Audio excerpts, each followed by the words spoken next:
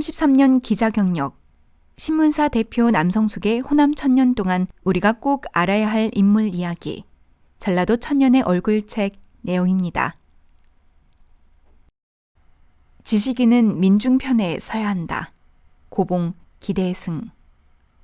조선 중종 시절 경상도에 퇴계 이황이 있었다면 전라도에는 고봉 기대승이 있었다. 그때 살았던 선비 중 어떤 사람도 고봉 기대승이 퇴계보다 못하다고 생각한 사람은 없었다.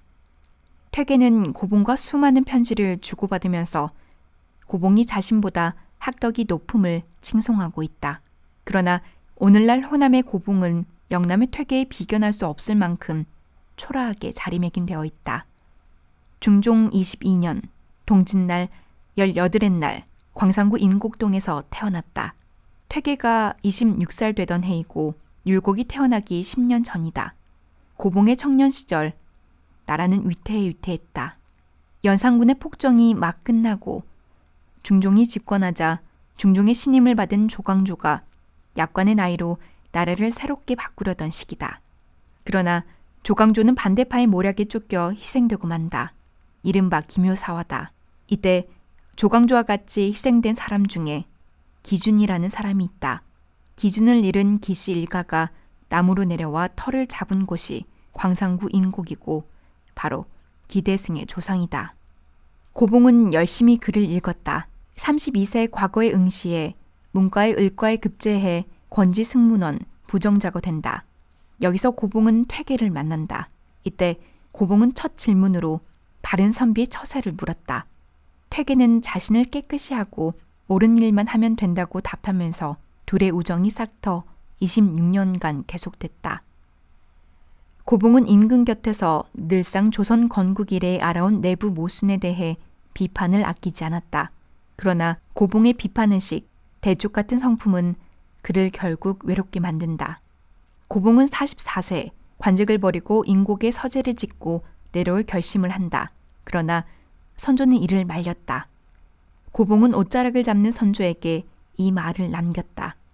군왕이 정사를 소홀히 한다든지 백성을 사랑하는 마음이 없으면 그것은 근본이 없는 것입니다. 마음을 함부로 쓰고 백성이 고루고루 살도록 하는 정치를 하지 않는다면 그 왕의 혜택이 밑에까지 이르지 못하게 됩니다.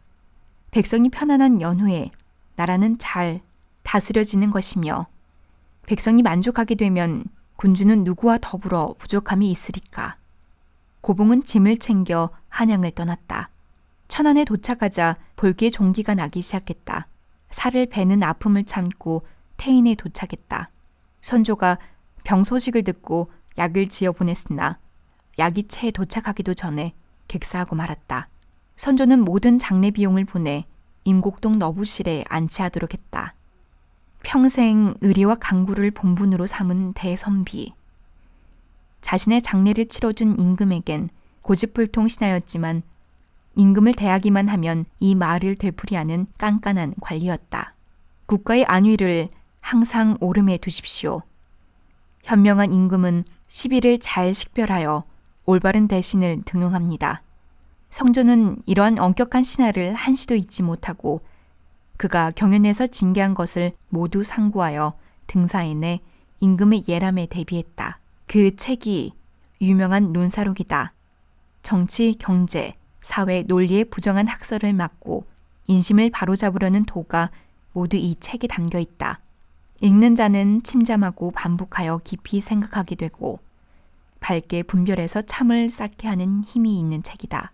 고봉이 논사록에서 살인파 학자들의 최고 이상이었던 덕치주의의 실현을 위해 강조한 것은 군주의 조건이었다. 말하자면 군왕이 군왕이기 이전에 인격을 갖춘 인간 성인이어야 한다는 것이다. 임금이라 할지라도 인격을 닦기 위해서는 치심과 수신을 학문의 근간으로 삼아야 한다는 말이다. 먼저 자기를 다스리고 난 후 군주의 통치 기준을 백성, 즉 민중에 두어야 한다는 말이다. 무릇 정치는 민중을 위하려는 민본 위민 정치여야 한다는 얘기다.